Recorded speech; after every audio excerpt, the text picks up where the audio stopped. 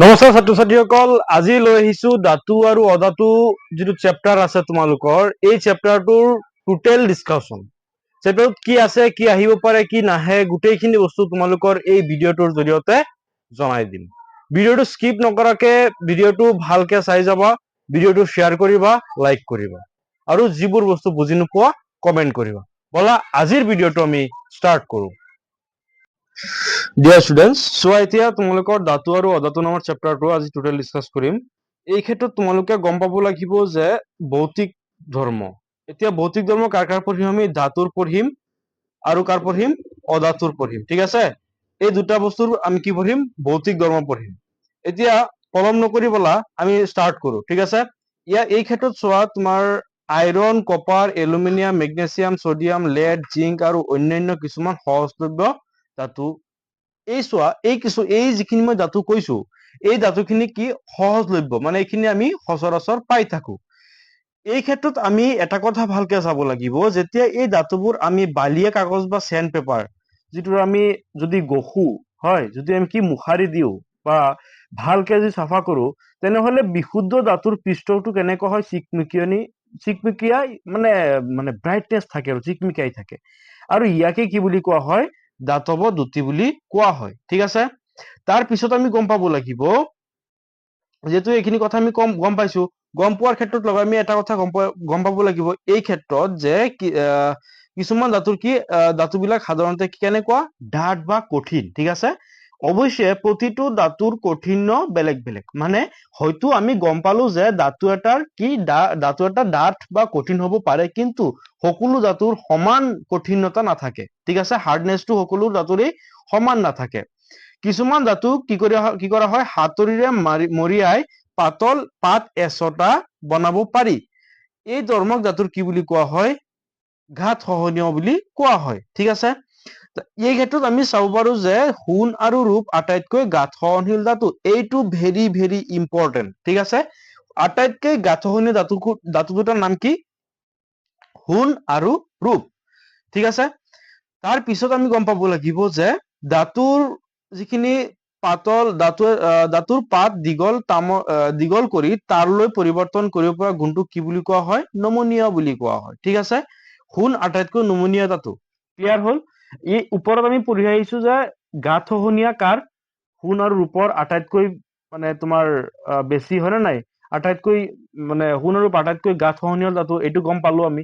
লগে লগে আৰু এটা গম পালো যে নমনীয় যিটো গুণ, এই গুণটো কাৰ, সোণৰ বেছি। ঠিক আছে, সোণৰ আটাইতকৈ বেছি। এতিয়া চোৱা, যদি আমি কবলৈ যাওঁ যে কেনেকে কবলৈ যাওঁ সোণ আটাইতকৈ নমনীয় ধাতু, ঠিক আছে, কেনেকে যে 1 গ্ৰাম সোণৰ পৰা 2 কিলোমিটাৰ পৰ্যন্ত আমি কি কৰিব পাৰো, দীঘল বা দৈৰ্ঘ্যৰ তাঁৰ বনাব পাৰো। চিন্তা কৰাচোন, সোণ যিটো ধাতু এইটো কিমান নমনীয় ধাতু, আমি তাঁৰলৈ পৰিৱৰ্তন কৰিব পাৰো, এইটো কি নমনীয়। আৰু পাত এচটাৰ দ্বাৰা আমি কোবাই হাতুৰে কোবাই বনাব পাৰো, সেইটো কি তোমাৰ, সেইটো কি গাঁত সহনীয়া, হয় নে নাই, সেইটো কি গাঁত সহনীয়া। এতিয়া আমি গম পালো যে এইখিনি কথা আমি গম পোৱাৰ লগে লগে আমি নেক্সট পঢ়িবলৈ যাব লাগিব তোমাৰ এই ধাতুৰ যিটো, যে চোৱা ধাতুবোৰ তাপৰ সুপৰিবাহী, সিহঁতৰ গলনাংক উচ্চ। তাপৰ আটাইতকৈ সুপৰিবাহী ধাতু কি, ৰূপ আৰু তাম। সীহ আৰু পাৰা আটাইতকৈ কম পৰিবাহী। এই ক্ষেত্ৰত চোৱা, সোণ আৰু ৰূপৰ কথা যিহেতু পাই আহিছো, সোণ আৰু ৰূপৰ কথা পাই অহাৰ লগে লগে ইয়াত আমি আৰু এটা নতুন বস্তু পাইছো, কি তাম। হয়, ধাতুবোৰৰ তাপৰ সুপৰিবাহী, যদি আমি এটা ধাতু লৈ তাত যদি আমি হিট কৰি থাকো, তাৰ আনটো ফালে আমি চুলে মানে আমাৰ হাতত গৰম লাগিব। ঠিক সেইদৰে আমাৰ ইয়াত আটাইতকৈ সুপৰিবাহী ধাতু হল কি, ৰূপ আৰু কি তাম। সীহ আৰু পাৰা কি তুলনামূলকভাৱে পৰিবাহী কম হয়। ঠিক আছে, তাৰ পিছলৈ চোৱা, আমি ঘৰতে ব্যৱহাৰ কৰা বিদ্যুতৰ পৰিবাহী তাঁৰবিলাকৰ ওপৰত পলিভিনাইল ক্লৰাইড PVC বা ৰবৰৰ সাদৃশ্য পদাৰ্থৰ এটা তৰপ দিয়া থাকে। তোমাৰ বৈদ্যুতিক তাঁৰবিলাকৰ এই সাধাৰণ আৱৰণ কি, মানে চোৱা এটা কথা চোৱা যে আমি ঘৰত যিটো ব্যৱহাৰ কৰো সেইটো কি PVC, আৰু এইটো কি মানে বিদ্যুতৰ পৰিবাহী। ঠিক আছে, আমি ঘৰত যিটো মানে লাইনৰ যিটো কাৰেণ্টৰ যিটো তাঁৰ হয়, সেইটো তাঁৰত কি ব্যৱহাৰ কৰো, PVC ব্যৱহাৰ কৰো। এই ক্ষেত্ৰত আৰু এটা কথা গম পালো যে ধাতুবোৰৰ মাজত খুন্দা খালে শব্দ ওলাই, আৰু শব্দ উৎপন্ন কৰা ধাতুবোৰক কি বুলি কোৱা হয় নিয়াদী গুণ বুলি কোৱা হয় ধাতুৰ এইবোৰ কি ফিজিকেল প্ৰপাৰ্টি ভৌতিক তোমাৰ মানে কিছুমান ৰহস্য আৰু বুজি পাইছা মানে যেনেকে স্কুলৰ যিবোৰ ঘণ্টা বেল আছে সেইবোৰত আমি হাতুৰে কোবাই দিয়াৰ লগে লগে শব্দ ওলাই গতিকে ধাতু আমি গম পালো যে ধাতুৰ কি থাকে নমনীয়া নিনাদী গুণো থাকে ঠিক আছে তাৰ পিছত আমি পঢ়িব লাগিব অধাতুৰ তোমাৰ ভৌতিক কি ধৰ্ম হয় নে নাই এই ক্ষেত্ৰত চোৱা অধাতু কিছুমান উদাহৰণখিনি চোৱা carbon sulphur iodine oxygen hydrogen ইত্যাদি ঠিক আছে অধাতুবোৰ কঠিন নাইবা গেছীয় অধাতুবোৰ কেনেকুৱা কঠিন নাইবা গেছীয় হ'ব পাৰে ব্যতিৰেকে ব্ৰমিনটো জলীয় হ'ব পাৰে ঠিক আছে তাৰপিছত চোৱা এই ক্ষেত্ৰত যদি আমি চাবলৈ যাওঁ তোমাৰ ধাতু আৰু অধাতুবোৰ সাধাৰণতে ভৌতিক ধৰ্মৰ ওপৰত কিছুমান আলোচনা কৰিব লাগিব এটা সিদ্ধান্ত আমি ল'ব পাৰো যে কেৱল ভৌতিক ধৰ্মৰ ভিত্তিত মৌলবিলাকক শ্ৰেণীবিভাজন বা শ্ৰেণীভুক্ত কৰিব নোৱাৰি কিয়নো কিছুমান ধাতু আৰু অধাতুৰ ক্ষেত্ৰত এনেকুৱা কিছুমান পৰিৱৰ্তন দেখা যায় ধৰা অধাতু সি বিদ্যুৎ পৰিবহন কৰিব পাৰে এনেকুৱা কিছুমান পৰিঘটনাৰ ওপৰত ভিত্তি কৰি আমি ক'ব পাৰো যে আকৌ কিছুমান ধৰা আমি জানো ধাতুবোৰ কি এনেকুৱা কঠিন কিন্তু এনেকুৱা কিছুমান ধাতু আছে সেইবোৰ কঠিন নহবও পাৰে গতিকে এনেকুৱা কিছুমান ধৰ্মৰ ভিত্তিত আমি মৌলবোৰ শ্ৰেণী বিভাজন বা শ্ৰেণীভুক্ত কৰিব নোৱাৰি আৰু সেইকাৰণে এই কিছুমান পৰিলক্ষিত যিবোৰ ঘটনা হয় সেই ঘটনাবোৰ চোৱা এক নম্বৰত পইণ্টটো দিয়া আছে এইবোৰ পইণ্ট কিন্তু বহুত ইম্পৰ্টেণ্ট ইয়াৰ পৰা এই পেজ নম্বৰ 39টো বহুত কিন্তু ইম্পৰ্টেণ্ট এইটো ভালকে চাবা এতিয়া চোৱা পাৰাৰ বাহিৰে সকলোবোৰ ধাতুৰ সাধাৰণ উষ্ণতাত কঠিন বা গোটা এই চোৱা আমি এটা কথা গম পালো যে পাৰাৰ বাহিৰে সকলোবোৰ ধাতু কেনেকুৱা গোটা মানে কি পাৰা জলীয় হয় নে নাই ইয়াৰ পিছত কথাটো গম পালো যে ধাতুবোৰ গলনাংক বেছি ধাতুবোৰ কেনেকুৱা গলনাংক বেছি কিন্তু গেলিয়াম আৰু চিজিয়াম ধাতুৰ গলনাংক নিচেই কম গম পালাই ধাতুৰ হলে গলনাংক বেছি থাকিব লাগে কিন্তু গেলিয়াম আৰু চিজিয়াম এই দুটাৰ গলনাংক নিচেই কম আয়োডিন অধাতু যদিও বিদ্যুৎ দ্যুতি সম্পন্ন চোৱা আয়োডিন অধাতু কিন্তু বিদ্যুৎ পাছ কৰিব পাৰে সেইদৰে কাৰ্বন কি এটা অধাতু পিছে ই বেলেগ বেলেগ অৱস্থাত থাকিব পাৰে কাৰ্বন কেনেকুৱা বেলেগ বেলেগ অৱস্থাত থাকিব পাৰে ঠিক আছে ইয়াৰ প্ৰতিটো অৱস্থাক বহুৰূপ বুলি কোৱা হয় হীৰাৰ কাৰ্বনৰ বহুৰূপ ই প্ৰকৃতিৰ সকলোতকৈ টান পদাৰ্থ আৰু ইয়াৰ গলনাংক আৰু উতলাংক অতি উচ্চ কাৰ্বনৰ আন এবিধ বহুৰূপ হৈছে গ্ৰাফাইট ই আকৌ বিদ্যুৎ পৰিবাহী চোৱা কাৰ্বন এটা কেনেকুৱা অধাতু কিন্তু এই কাৰ্বনটোৰ এটা বহুৰূপ গ্ৰাফাইট কিন্তু কাৰেণ্ট পাছ কৰিব পাৰে যিটো তোমাৰ কাঠ পেঞ্চিলৰ যিটো ব্লেক তুমি যিটো লিখা সেইটো হল কি গ্ৰাফাইট আৰু ইয়াৰ মাজেদি বিদ্যুৎ পৰিবহন হয় কিন্তু আমি গম পালো যে কাৰ্বন অধাতু কিন্তু কাৰ্বনৰ বহুৰূপ গ্ৰাফাইটটো কি হয় বিদ্যুৎ পৰিবাহী হয় যাৰ কাৰণে কোৱা হয় যে ভৌতিক ধৰ্মৰ ওপৰত ভিত্তি কৰিব আমি নোৱাৰিম যদি আমি মৌলবোৰক শ্ৰেণী বিভাজন কৰো ইয়াৰ পিছত আহা ক্ষাৰ ধাতুবোৰ কেনেকুৱা যে যেনে লিথিয়াম সোডিয়াম পটাছিয়াম আদি ইমান কোমল বা ইহঁতক কটাৰে কাটিব পাৰি ইয়াৰ ঘনত্ব কম আৰু গলনাংক কম চোৱা এই ক্ষেত্ৰত চোৱা ক্ষাৰ ধাতুবোৰ উদাহৰণ আহিলে কি ক্ষাৰ ধাতু যেনে কি লিথিয়াম সোডিয়াম পটাছিয়াম আদি কেনেকুৱা কোমল ইহঁতক আমি কটাৰীৰে কাটিব পাৰি কাৰণ কি ইহঁতৰ ঘনত্ব কম আৰু গলনাংক কম ঠিক আছে বুজি পাইছানে ভালকে যদি বুজি নোপোৱা কমেন্ট কৰিবা তাৰ পিছলৈ চোৱা বহুতো ধাতৱ অক্সাইড পানীত দ্ৰৱীভূত কৰিলে আম্লিক দ্ৰৱণ পোৱা যায় আনহাতে ধাতৱ অক্সাইডবোৰ ক্ষাৰকীয় চোৱা অধাতৱ অক্সাইডবোৰ যদি পানীত মিক্স কৰো তেনেহলে কি হয় এচিডিক এটা দ্ৰৱণ পোৱা যায় হয় আম্লিক দ্ৰৱণ পোৱা যায় কিন্তু ধাতৱ অক্সাইডবোৰ কেনেকুৱা ক্ষাৰকীয় অধাতৱবোৰ এচিডিক মানে নেচাৰত আহে কিন্তু ধাতৱ অক্সাইডবোৰ কেনেকুৱা বেছৰ নেচাৰত যায় ক্ষাৰকীয় হয় ঠিক আছে এই পইণ্টবোৰ ভালকে মনত ৰাখিবা তাৰ পিছত আহা ধাতুৰ ৰাসায়নিক ধৰ্ম ইমান সময় আমি ভৌতিক ধৰ্ম পঢ়িছিলো এতিয়া যদি আমি পাও যে তোমাৰ কিছুমান ধাতু যে কি aluminium copper lead magnesium zinc আৰু সোডিয়াম চোৱা এই ক্ষেত্ৰত আমি ইহঁতৰ ৰাসায়নিক যিবোৰ বিক্ৰিয়া অক্সিজেন বা বেলেগ বেলেগ কিবা এচিডৰ লগত বা কিবা তোমাৰ কেমিকেল প্ৰপাৰ্টিৰ লগত কেনেকে ই ৰিয়েকশ্যন কৰে এইখিনি চাও এতিয়া আমি পঢ়িব লাগিব যে বায়ুৰ সংস্পৰ্শত ধাতু দহন কৰিলে কি হয় ঠিক আছে what happen when metals are burned in ইয়াৰ হয় নে নাই, ইয়াৰত বতাহত বাৰ্ণ কৰিলে পুৰিলে কি হয়, দহন কৰিলে কি হয়। এতিয়া চোৱা যদি আমি এই ক্ষেত্ৰত যাওঁ, দহনৰ ক্ষেত্ৰলৈ গ'লে আমি প্ৰথম চেপ্টাৰটোত পঢ়ি আহিছিলো যে মেগনেছিয়াম দহন কৰিলে উজ্জ্বল বগা শিখা এটা উৎপন্ন হয়। তোমালোকে মেগনেছিয়ামৰ এইটো ফাৰ্ষ্ট লেচনতে ফাৰ্ষ্ট 1.1 কাৰ্যকলাপেই কৰি আহিছা, নিশ্চয় এই কথাটো গম পোৱা। ঠিক আছে, তাৰপিছত চোৱা প্ৰায় সকলো ধাতুৱে অক্সিজেনৰ লগত লগ লাগি কি কৰে, ধাতৱ অক্সাইড উৎপন্ন কৰে। চোৱা এইবোৰ পইণ্ট তোমালোকৰ MCQত আহিব পাৰে যে ধাতু প্লাছ অক্সিজেন কি হ'ব পাৰে, ধাতৱ অক্সাইড। ইয়াৰ এটা চিম্পল এক্সাম্পলটো চোৱা, কপাৰ অক্সিজেনৰ ৰিয়েকশ্যন কৰিছে, কপাৰ অক্সাইড উৎপন্ন কৰিছে। ঠিক আছে, এইখিনি কথাটো গম পালা নিশ্চয়। তাৰপিছত চোৱা এলুমিনিয়াম, চেম এলুমিনিয়াম অক্সিজেনৰ ৰিয়েকশ্যন কৰিছে, এলুমিনিয়াম অক্সাইড উৎপন্ন কৰিছে। এইখিনি কনচেপ্ট তোমালোকে ভালকে মনত ৰাখিব লাগিব। তাৰপিছত চোৱা ইয়াত এই ক্ষেত্ৰত চোৱা কি কৈছে যে কপাৰ অক্সাইডে হাইড্ৰক্লৰিক এচিডৰ লগত বিক্ৰিয়া কৰে। আমি জানো যে ধাতৱ অক্সাইডবোৰ কেনেকুৱা ক্ষাৰকীয়। কিছুমান ধাতৱ অক্সাইডে অৱশ্যে আম্লিক আৰু ক্ষাৰকৰ উভয় ধৰ্ম দেখুৱায়। এনেধৰণৰ ধাতৱ অক্সাইড যিবোৰ অম্ল আৰু ক্ষাৰ উভয়ৰে বিক্ৰিয়া কৰি লৱণ পানী উৎপন্ন কৰে সেইবোৰক কি উভয়ধৰ্মী অক্সাইড বুলি কোৱা হয়। এই পইণ্টটো ভালকে মনত ৰাখিবা, উভয়ধৰ্মী অক্সাইডৰ পইণ্টটো ভালকে মনত ৰাখিবা। যদি উভয়ধৰ্মী অক্সাইডৰ তোমাৰ ৰিয়েকশ্যন হয় যে এলুমিনিয়াম অক্সাইডে অম্ল আৰু ক্ষাৰকৰ লগত দুয়োৰে বিক্ৰিয়া কৰে, এই ৰিয়েকশ্যন দুটা লিখিব পাৰিবা। ঠিক আছে, অম্ল তোমাৰ উভয়ধৰ্মী অক্সাইডৰ যদি এক্সাম্পল আহে এই দুটা লিখিব পাৰিবা। হ'ল, তাৰপিছত আহা সৰহভাগ ধাতৱ অক্সাইড পানীত অদ্ৰৱণীয়। সৰহভাগ ধাতৱ অক্সাইড কি পানীত দ্ৰৱণীয় নহয়। কিছুমানে পানীত দ্ৰৱীত হৈ ক্ষাৰ উৎপন্ন কৰে। ছডিয়াম অক্সাইড আৰু পটাছিয়াম অক্সাইডে পানীত দ্ৰৱীত হৈ ক্ষাৰ উৎপন্ন কৰে। এই কথাটো মনত ৰাখা যে কিছুমানে সৰহভাগ ধাতৱ অক্সাইড পানীত দ্ৰৱণীয় নহয়, অদ্ৰৱণীয়। কিছুমানে পানীত দ্ৰৱীত হৈ ক্ষাৰ উৎপন্ন কৰে, যেনেকে কোনবোৰ মৌল, ছডিয়াম অক্সাইড আৰু পটাছিয়াম অক্সাইড, এই দুটা ক্ষাৰ উৎপন্ন কৰে। এই যদি আহে যে ধাতৱ অক্সাইড আছে যিবোৰ পানীত মিক্স কৰিলে কি হয়, ক্ষাৰ উৎপন্ন হয়। যেনেকে এইটো চোৱা ছডিয়াম অক্সাইডৰ লগত পানী মিক্স হৈছে, NaOH হৈছে, NaOH হৈছে নে নাই। পটাছিয়াম অক্সাইডৰ লগত পানী যোগ হৈছে, কি হৈছে, KOH। গম পালা নিশ্চয়, আৰু এইখিনি কনচেপ্ট ভালকে মনত ৰাখিবা। ঠিক আছে, তাৰ পিছলৈ আহা, তাৰপিছত যদি আমি চাবলৈ যাওঁ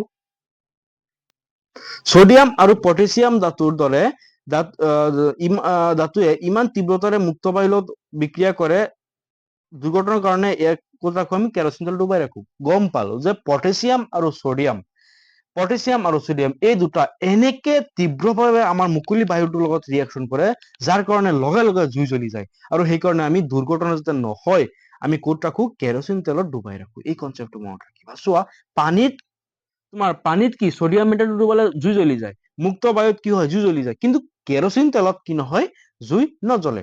সাধাৰণ উষ্ণতাত মেগনেছিয়াম, এলুমিনিয়াম, জিংক, লেড আদি তোমাৰ ধাতুবোৰ অক্সাইডৰ তৰপ এটা আৱৰণ সৃষ্টি কৰে। এই অক্সাইডটো সুৰক্ষাৰ বাবে অধিক জাৰণৰ পৰা ৰক্ষা পায়। তপতালে আইৰণ নগলে কিন্তু এই কুশনটো তোমাৰ এইবাৰ হাফ ইয়াৰলি বহুত ডিষ্ট্ৰিক্টত দিছে। তপতালে আইৰণ নগলে কিন্তু আইৰণ গুৰি বনচেন বাৰ্ণৰ শিক্ষা দিলে ভূমিকি জ্বলি উঠে। কপাৰ অক্সাইড নজ্বলে কিন্তু গৰম ধাতুৰ ওপৰত কপাৰ অক্সাইডৰ এটা তৰপ সৃষ্টি হয়। আনহাতে ৰূপ, সোণ উচ্চ উষ্ণতাটো অক্সিজেনৰ লগত বিক্ৰিয়া নকৰে। ক্লিয়াৰ, কথাটো বুজি পালা। ৰূপ, সোণ মানে তোমাৰ উচ্চ উষ্ণতাটো অক্সিজেনৰ লগত ৰিয়েকশ্যন নকৰে। যদি আহে অক্সিজেনৰ ৰিয়েকশ্যন নকৰা তোমাৰ দুটা ধাতুৰ নাম কি লিখিবা, সোণ আৰু ৰূপ। ঠিক আছে, তাৰপিছত আহা এনডীকৰণ। এনডীকৰণৰ কথাটো ক'বলৈ গ'লে চোৱা কি, এনডীকৰণ হ'ল এলুমিনিয়াম অক্সাইডৰ ডাঠ প্ৰলেপ দিয়া এটা প্ৰক্ৰিয়া। ক্লিয়াৰ, এইখিনি কথা ভালকে বুজি পাইছা হয় নে নাই। এনডীকৰণটো আহে কিন্তু পৰীক্ষাত। ঠিক আছে, তাৰ পিছলৈ আহা আমি পানীৰ সৈতে কেনেকে ৰিয়েকশ্যনটো কৰে, এই কথাটো আমি পঢ়িব লাগিব।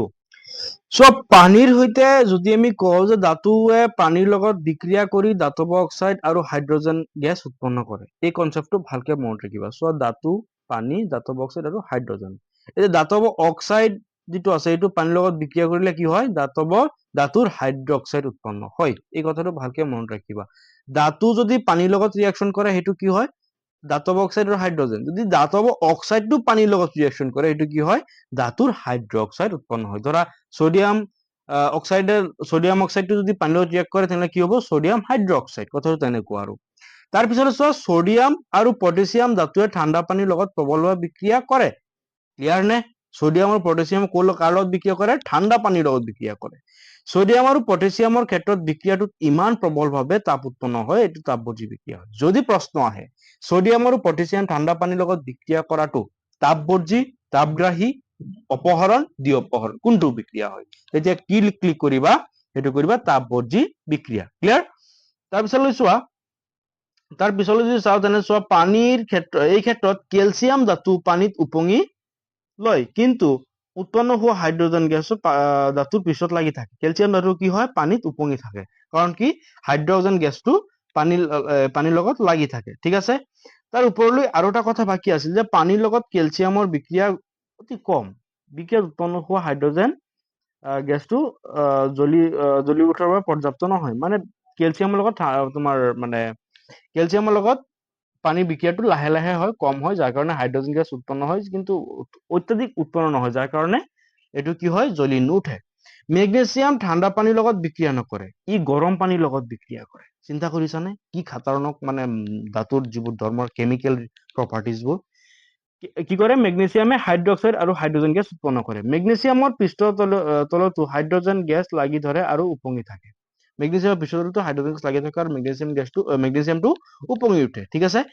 এলুমিনিয়াম, আইৰণ, জিংক আদি ধাতুৱে ঠাণ্ডা অথবা গৰম পানীৰ লগত বিক্ৰিয়া নকৰে, কিন্তু ইহঁতে উতলা পানীৰ বাষ্পৰ লগত ধাতৱ অক্সাইড আৰু হাইড্ৰজেন গেছ উৎপন্ন কৰে। চোৱা কিমান টাইপত পাইছা, ঠাণ্ডা পানীৰ লগত ৰিয়েকশ্যন কৰি আছে, গৰম পানীৰ লগত ৰিয়েকশ্যন কৰি আছে, কোনোবাই ঠাণ্ডা পানী গৰম পানী একোটাৰ লগত ৰিয়েকশ্যন নকৰি ডাইৰেক্ট জলীয় বাষ্পৰ লগত ৰিয়েকশ্যন কৰি আছে। এই কনচেপ্টবোৰ যদি তোমালোকে ভালকে নোচোৱা কেনেকে পাৰিবা কোৱাচোন? ইয়াৰ লগে লগে আৰু এটা চোৱা যে লেড, কপাৰ, ৰূপ, সোণ আদি ধাতুৱে পানীৰ লগত মুঠেই বিক্ৰিয়া নকৰে, এইটো টোটেলি ৰিয়েক্ট নকৰিব এইখিনি ধাতুৱে। ঠিক আছে? যেনেকে উল্টা পুল্টাকে 4-5টা ধাতু দি কব তলৰ কোনটো তোমাৰ পানীৰ লগত বিক্ৰিয়া নকৰে, তেতিয়া বহুতে লেডটো বিক্ৰিয়া কৰে বুলি দি দিব। গতিকে চোৱা এইবোৰ বিক্ৰিয়া নকৰে। তাৰ পিছলৈ যদি গতিকে আমি গম পালো যে এই 43 পেজটো বহুত ইম্পৰ্টেণ্ট পেজ, এই পেজটো ভালকে চাবা, ইয়াৰ পৰা প্ৰশ্ন আহিব পাৰে। তাৰ পিছলৈ চোৱা এচিডৰ লগত ধাতুৰ বিক্ৰিয়া ঘটিলে কি হয়। এচিডৰ লগত ধাতুৰ বিক্ৰিয়া কৰিলে কি হয়, ধাতু যদি আমি এটা লঘু এচিডৰ লগত বিক্ৰিয়া কৰো তেতিয়া কি হয়, ধাতৱ লৱণ আৰু হাইড্ৰজেন গেছৰ উৎপন্ন হ'ব। এই কনচেপ্টটো ভালকে মনত ৰাখিবা।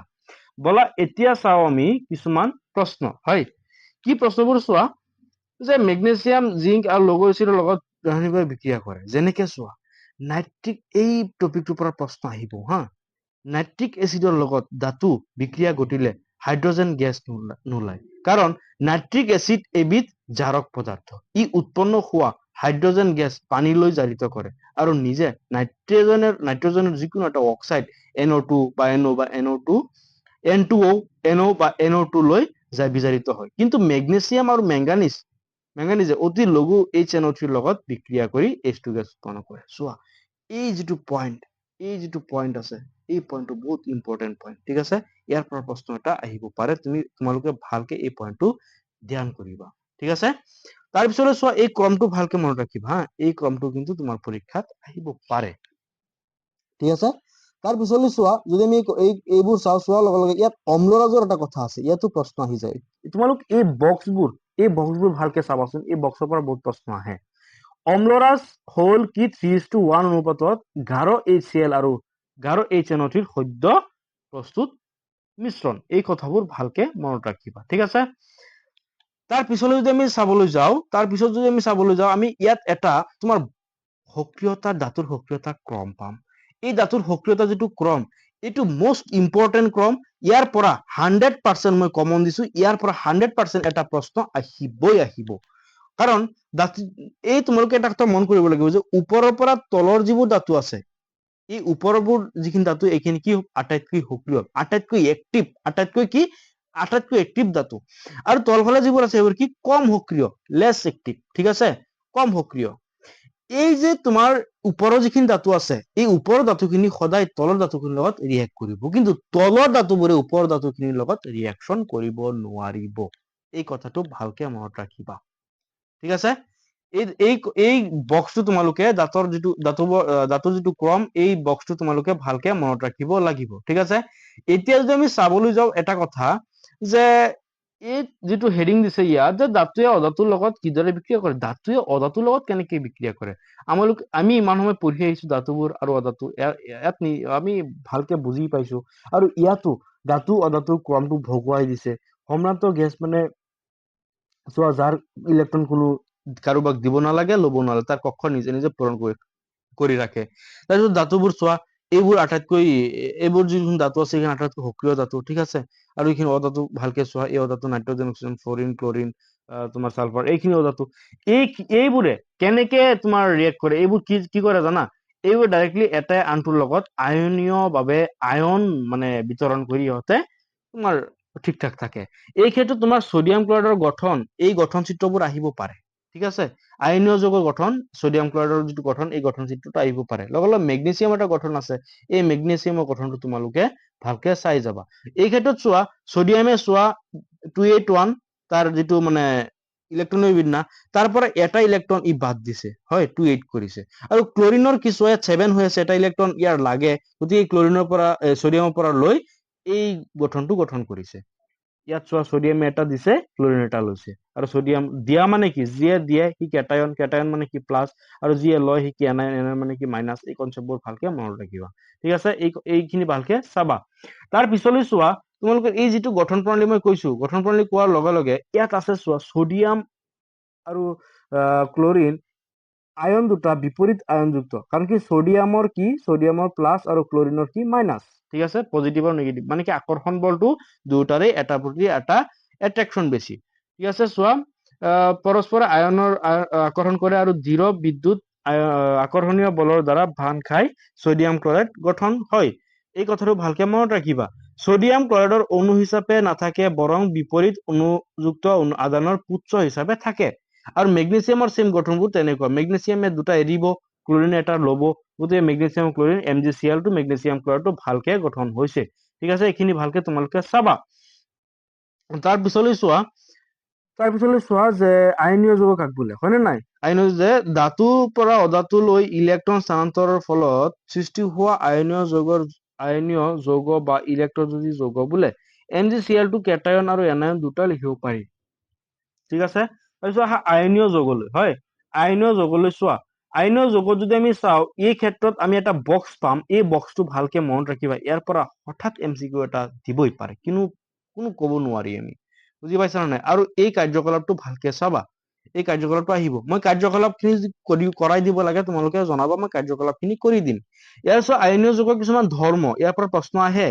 এইবোৰ ইম্পৰ্টেণ্ট পইণ্ট, কিন্তু ভালকে মনত ৰাখিবা হা, এইবোৰ বহুত ইম্পৰ্টেণ্ট পইণ্ট। এতিয়া চোৱা, যদি আমি চাবলৈ যাওঁ যে আয়নীয় যৌগৰ ধৰ্ম, ভৌতিক ধৰ্মটো চাব লাগিব, গলনাংক উতলাংক কথাটো চাব লাগিব, তোমাৰ দ্ৰৱণীয়তা চাব লাগিব, বিদ্যুৎ পৰিবহনৰ কথাটো চাব লাগিব। এই যিটো চাৰিটা আমাৰ ধৰ্ম দিয়া আছে, এই চাৰিটা ধৰ্ম হ'ল তোমাৰ কি আয়নীয় যৌগৰ ধৰ্ম। আয়নীয় যৌগে কি এটা আনটোক বহুত ষ্ট্ৰংলি আকৰ্ষণ কৰে, ঠিক আছে, বহুত ষ্ট্ৰংলি আকৰ্ষণ কৰে, এটা আনটোক ধৰি ৰাখে। গলনাংক কি চোৱা, আয়নীয় যৌগৰ গলনাংক উতলাংক, আয়নীয় যৌগৰ গলনাংকৰ উতলাংক কি উচ্চ হয়, মানে হাই লেভেলৰ হয়, কাৰণ সিহঁতৰ আয়নীয় বান্ধনটো কি ৰাখিব পাৰে, বিদ্যুৎ আকৰ্ষণ বলটো বেছি কাৰণে হয়। আৰু আয়নীয় যৌগৰ ইলেক্ট্ৰযোজী পানীত দ্ৰৱণীয়, কিন্তু কেৰাচিন, পেট্ৰল আদি অদ্ৰৱণীয়। আয়নীয় যৌগবোৰ কেৰাচিন, পেট্ৰলত দ্ৰৱণীয় হ'ব নোৱাৰে।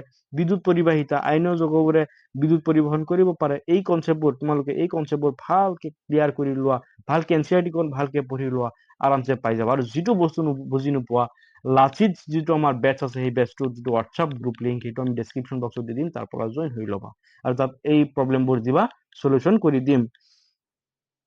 তাৰপিছত ধাতুৰ উৎস, হয়নে নাই? ধাতুৰ উৎস যিবোৰ আছে, এতিয়া ধাতুৰ উৎস বুলি ক'বলৈ গ'লে আমি ইয়াত এটা পইণ্ট আছে, চোৱা যে পৃথিৱীত তোমাৰ এই পইণ্টটো কৈছে, পৃথিৱীত মৌল বা যৌগ অৱস্থা থকা ভূত্বকত কি বোলে খনিজ বুলি, মণিক বুলি কোৱা হয় নে নাই? আৰু আকৰ আছে এটা, সেইবোৰ কি যে লাভজনকভাৱে আহৰণ কৰিব পাৰি খনিজবোৰ, এইবোৰ কি আকৰ বুলি কয়। এই কনচেপ্টবোৰ তোমালোকে ভালকে মনত ৰাখিব লাগিব। আকৌ সক্ৰিয়তা শ্ৰেণীৰ তলৰ পৰা ওপৰলৈ স্থানপ্ৰাপ্ত ধাতুবোৰ কম সক্ৰিয় বা নিষ্ক্ৰিয়, মানে শ্ৰেণীৰ তলৰ ফালে যিখিনি আছে সেইখিনি কি তোমাৰ নিষ্ক্ৰিয়। সিহঁতে মুক্ত অৱস্থাত থাকিব পাৰে। কেনেকে থাকিব পাৰে সিহঁতে? মুক্ত অৱস্থাত থাকিব পাৰে। উদাহৰণস্বৰূপে কোনবোৰ থাকিব পাৰে? সোণ, ৰূপ, গ'ল্ড, প্লেটিনাম, কপাৰ আদি মুক্ত অৱস্থাত থাকিব পাৰে। আনহাতে তোমাৰ এই যে যিবোৰ আছে, তোমাৰ পটেছিয়াম, কেলছিয়াম, মেগনেছিয়াম, এইবোৰ কি আটাইতকৈ সক্ৰিয়, বহুত সক্ৰিয় ইহঁত, বুজি পাইছা? আৰু জিংক, আইৰণ আৰু তোমাৰ PB, এই লেড এইবোৰ কি মানে মজলীয় সক্ৰিয়, ইমান সক্ৰিয় নহয়, ইমানো মানে মানে তোমাৰ কম সক্ৰিয় নহয়। আকৌ ধাতুবোৰ আমি তিনিটা ভাগত ভগাব পাৰি, সেইবোৰ কি? এটা হ'ল কম সক্ৰিয়, এটা মজলীয় সক্ৰিয়, আৰু এটা কি অতি সক্ৰিয়। এটা হ'ল কি কম সক্ৰিয়, যিটো মানে ৰিয়েক্ট কৰিব নোৱাৰে। এটা হ'ল মজলীয়, মানে মোটামুটি কৰিব পাৰে, আৰু অতি সক্ৰিয় যিটো বেছিকে ৰিয়েকশ্যন কৰে। এইখিনি কথা তোমালোকে জানিব লাগিব। তাৰপিছত তোমালোকে পঢ়িব লাগিব আকৰৰ পৰা আমি কেনেকে বিশুদ্ধ ধাতু পাওঁ। এই চাৰ্টটো ভালকে মনত ৰাখিবা, ইয়াৰ পৰা বহুত মানে প্ৰশ্ন এটা বনাই দিব পাৰে। এই ক্ষেত্ৰত চোৱা, প্ৰথমতে আকৰ অৱস্থাত আমি পাওঁ, তাৰপিছত আকৰটো গাঢ়ীকৰণ কৰো, ঠিক আছে, পানী চানী মিক্স কৰা হয়, চাফা কৰা হয়, ঠিক আছে। আকৰটো আমি কি কৰো? চাফা কৰো, পানী মাৰি বা যিকোনো প্ৰক্ৰিয়াৰে আমি চাফা কৰো।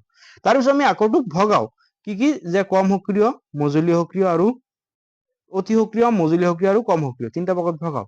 যিটো তোমাৰ অতি সক্ৰিয় আছে, এই অতি সক্ৰিয়টোক ফাৰ্ষ্টত কি কৰো? বিগলিত আকৰ অৱস্থাত আমি বিদ্যুৎ বিশ্লেষণ কৰাও। তাৰপিছত কি কৰো? আমি বিশুদ্ধ ধাতুটো পাব পাৰো। ঠিক সেইদৰে আমি চোৱা, তাৰপিছলৈ চোৱা, যিটো মজলীয় সক্ৰিয় আছে, এই সক্ৰিয় ধাতুটো আমি কাৰ্বনেট আকৰ হিচাপেও পাওঁ, ছালফাইড আকৰ হিচাপেও পাওঁ। যিটো কাৰ্বনেট আকৰ আছে, সেইটো আমি দগ্ধীকৰণ নামৰ যিটো পদ্ধতি, সেইটো পদ্ধতিৰ দ্বাৰা আমি ওলাই আনো, সেইটো পদ্ধতি ব্যৱহাৰ কৰো। আৰু যিটো ছালফাইড আকৰ আছে, সেইটোক আমি কি? তাপ জাৰণ প্ৰক্ৰিয়া ব্যৱহাৰ কৰো। ব্যৱহাৰ কৰাৰ পিছত আমি সেই ধাতুটো কি কৰো?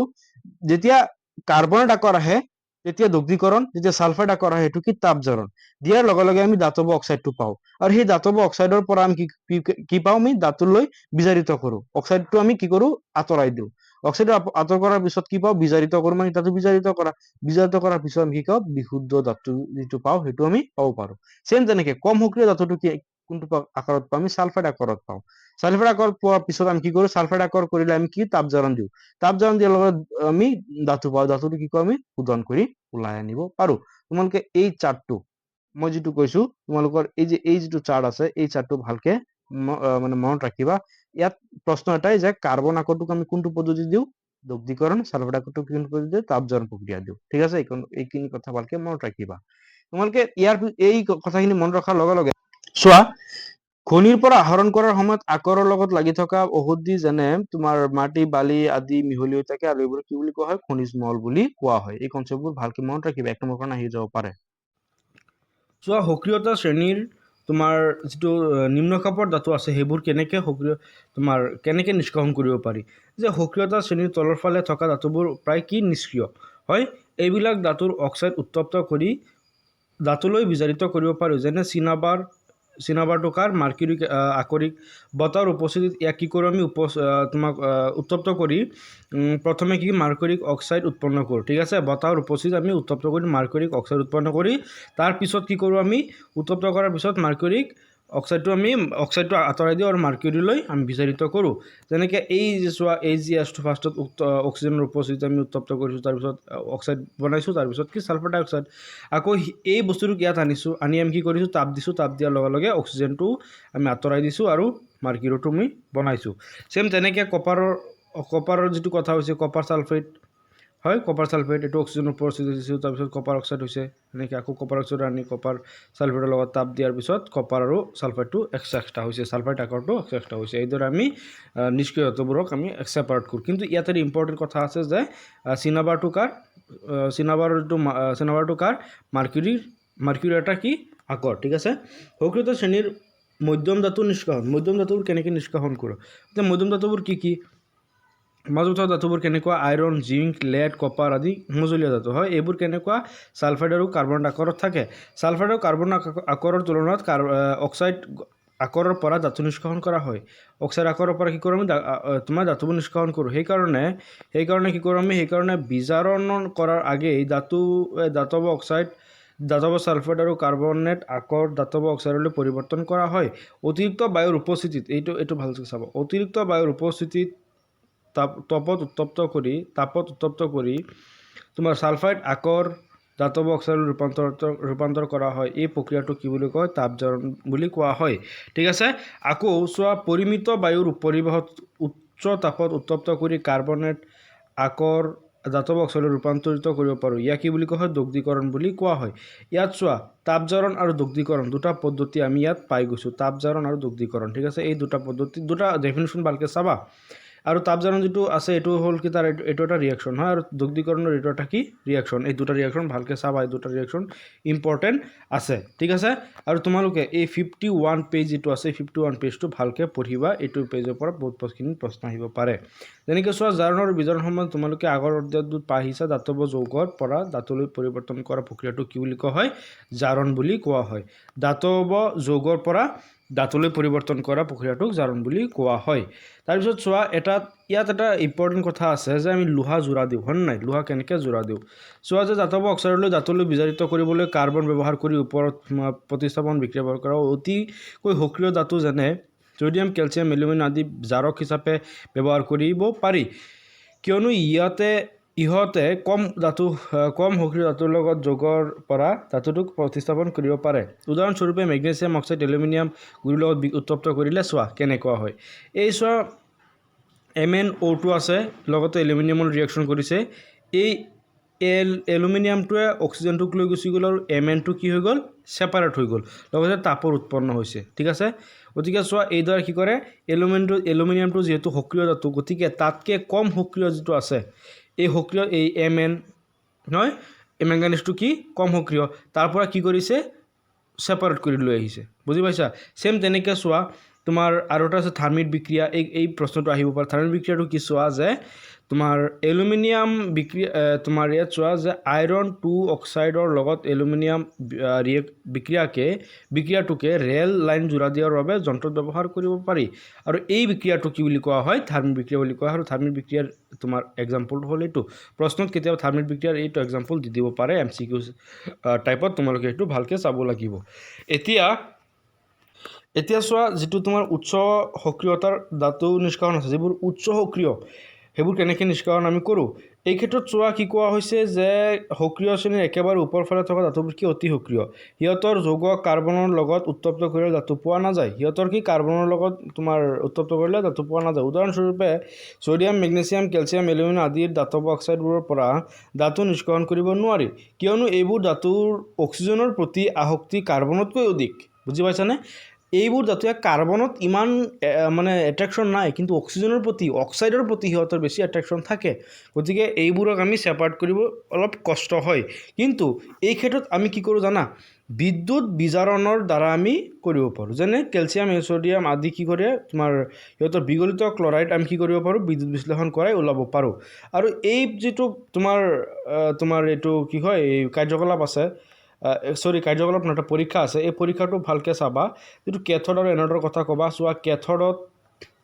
কেথড কি হৈ আছে বিশুদ্ধ কপাৰখিনি লাগি আছে আৰু এনডত কি হৈ আছে তোমাৰ এই তলফালে কিছুমান ঔষধিবোৰ পৰি আছে আৰু এইবোৰক কি বুলি কোৱা হয় এনড বোকা বুলি কোৱা হয় আৰু এইদৰে তোমাৰ ধাতুবোৰ নিষ্কাশন কৰা হয় সেম তেনেকৈ চোৱা বিদ্যুৎ পৰিশোধন পদ্ধতিটো কি কৈছে চোৱা যে কপাৰ জিংক টিন নিকেল আদি গোল্ড চিলভাৰ গোল্ড আদি ধাতু এই পদ্ধতিৰে শোধন কৰা হয় কোনটো পদ্ধতিৰে এইটো বিদ্যুৎ পৰিশোধন মানে তোমাৰ কাৰেণ্ট পাছ কৰি আমাৰ কৰা হয় যেনেকৈ চোৱাটো কাৰেণ্ট পাছ কৰা হৈছে চোৱা বেটাৰী সংযোগ কৰিছে চাবি সংযোগ কৰিছে ঠিক আছে কেথড এনড দুটা দণ্ড লগাইছে এটা বিকাৰ লগাইছে আৰু এই যিটো দ্ৰব্য আছে এইটো ধৰক কপাৰ লৈছে এইটো কপাৰ ছালফেট এটা মানে লৱণৰ দ্ৰব্য লৈ লৈছে যিটো ধাতু নিষ্কাশন কৰিব সেইটো ধাতুৰে লৱণৰ দ্ৰব্য এটা লৈ লৈছে এইদৰে কি কৰা হয় নিষ্কাশন কৰা হয় আৰু এই তলফালে যে জমা হৈ আছিল সেইটো মই কি কৈছিলোঁ এনড বোকা বুলি কৈছিলোঁ হয়নে নাই সেইটো চোৱা ক'ত কোৱা হৈছে যে দ্ৰৱণীয় ঔষধিবোৰ দ্ৰৱীভূত হৈ ৰোৱাৰ বিপৰীতে অদ্ৰৱণীয় ঔষধিবোৰ বিদ্যুৎ কোষৰ এনডৰ তলফালে গেছ হিচাপে জমা হৈ থাকে আৰু এই গেছটোক কি বুলি কোৱা হয় এনড বোকা বুলি কোৱা হয় তাৰপিছত ক্ষয়ীভৱনত এই 3টা পইণ্ট ভালকৈ মনত ৰাখিবা 3টা পইণ্ট বহুত ইম্পৰ্টেণ্ট ভেৰি ভেৰি ইম্পৰ্টেণ্ট এই 3টা পইণ্ট ভালকৈ মনত ৰাখিবা এই 3টা পইণ্ট বহুত মনত ৰাখিবা মানে কি ইয়াৰ পৰা প্ৰশ্ন এটা আহিবই পাৰে যে এই বস্তুটো ভালকৈ মনত ৰাখিবা তাৰপিছলৈ ক্ষয়ীভৱন ইয়াৰ পৰা প্ৰশ্ন আহে যে লুট মামৰ দ্বাৰা ৰোধ কৰিবলৈ আমি কি কৰোঁ ৰং কৰোঁ তেল সানো গ্ৰীচ সানো দস্তা লেপন কৰোঁ ক্ৰমপ্লেটিং কৰোঁ হয় নে নাই এইখিনি আমি পদ্ধতি ব্যৱহাৰ কৰোঁ এনডীকৰণ নাইবা সংকৰ ধাতুৰ ব্যৱহাৰো কৰোঁ ঠিক আছে ইয়াত এটা প্ৰশ্ন আহে তোমাৰ দস্তা লেপন ঠিক আছে প্ৰশ্নটো কি আহে দস্তা লেপনৰ এটা প্ৰশ্ন আহে দস্তা লেপনটো চোৱা এইটো দিয়া আছে হয় নে নাই দস্তা লেপন হ'ল কি ষ্টিল লোহাত তোমাৰ মামাৰ জিংকৰ এটা কি আৱৰণ পদ্ধতি ঠিক আছে এইটো হ'ল কি তোমাৰ দস্তালেপন পদ্ধতি ঠিক আছে দস্তালেপন বস্তুবোৰত দস্তালেপনৰ আঁতৰা দি সিহঁতৰ মামৰ নধৰাৰ কাৰণে ব্যৱহাৰ কৰা হয় যাতে দস্তালেপন সেইকাৰণে দিয়া হয় যাতে ইহঁতৰ ওপৰত কি মামৰ নধৰে ঠিক আছে এইখিনি কথা ভালকৈ মনত ৰাখিবা তাৰপিছত এই যে এইখিনি যে দফা আছে এইখিনি দফা বহুত ইম্পৰ্টেণ্ট ঠিক আছে বহুত ইম্পৰ্টেণ্ট এইখিনি দফা ভালকৈ মনত ৰাখিবা ইয়াত কিছুমান কথা কোৱা হৈছে শংকৰ জাতৰ কথা যে শংকৰ জাতটো প্ৰস্তুত কৰিবলৈ কি হয় দাতৱ গুণ উন্নত কৰা হয় ঠিক আছে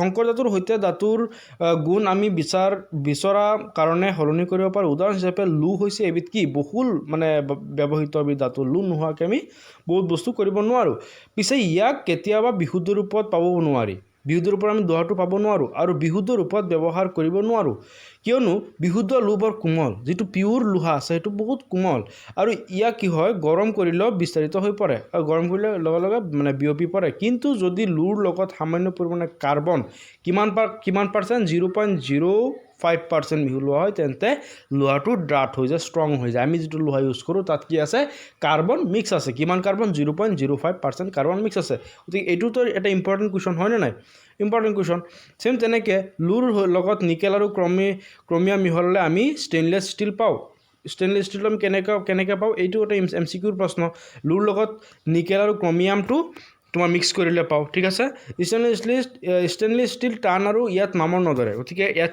কি নধৰে মামৰে নধৰে এতিয়া চোৱা শংকৰ ধাতু কি শংকৰ এলয় হ'ল যে কি দুটা বা যতোধিক নাইবা এটা ধাতু আৰু এটা অধাতুৰ সমহত্ব মিশ্ৰণ ইয়াক কি বুলি কোৱা হয় শংকৰ ধাতু বুলি কোৱা হয় তাৰপিছত চোৱা কি যে বিশুদ্ধ সোণৰ কথাটো কি বৰ কোমল সিহঁতে বিশুদ্ধ গহনা তৈয়াৰ কৰাৰ বাবে সুবিধাজনক নহয় বিশুদ্ধ যিটো তোমাৰ সোণ আছে সেইটো আমি ব্যৱহাৰ কৰোঁতে সুবিধাজনক নহয় ইয়াক টান কৰিবলৈ কি কৰা চোৱা চিলভাৰ বা কপাৰ লগত সংকৰিত কৰা হয় বিশুদ্ধ যিটো সোণ সেইটোৰ লগত আমি কি কৰোঁ আমি চিলভাৰ নহ'লে কপাৰ দুটামান এটা কি মিক্স কৰোঁ ঠিক আছে ভাৰতবৰ্ষত 22 কেৰেট গোল্ড গহনা তৈয়াৰ কৰিবলৈ ব্যৱহাৰ কৰা হয় 22 কেৰেট কি কৰিব পাৰোঁ আমি গোল্ড মানে গহনা তৈয়াৰ কৰিবৰ কাৰণে ব্যৱহাৰ কৰোঁ তাৰপিছত চোৱা শংকৰ ধাতুৰ এটা উপাদান হ'ল কি পাৰা হ'লে তাক এমালগাম বুলি কয় হয়তো শংকৰ ধাতুৰ কি কৈছে যে শংকৰ ধাতুৰ এটা উপাদানত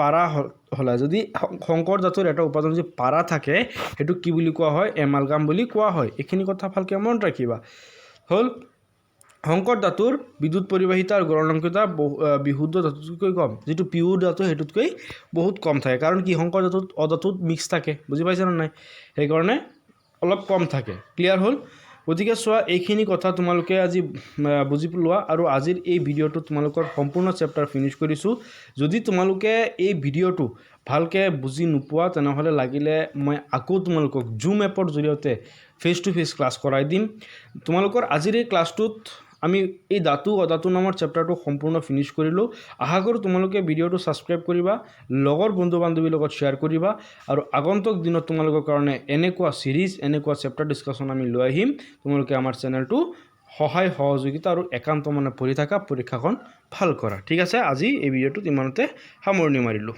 ধন্যবাদ